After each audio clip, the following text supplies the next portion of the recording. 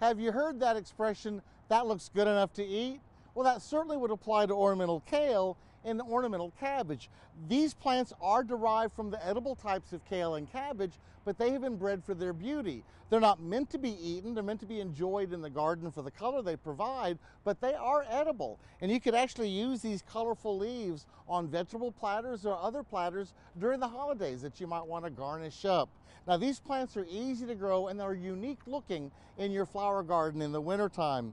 Ornamental cabbage is grown, and you can see that it has leaves that are a little bit flatter and smoother.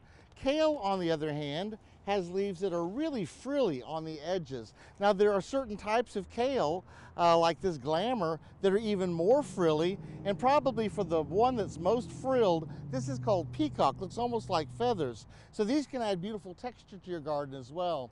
They're grown for the colorful leaves that appear in the heart of the plant. They can be purple, rosy pink, red, or white, and they really stand out in the garden. Space these plants about 12 to 15 inches apart.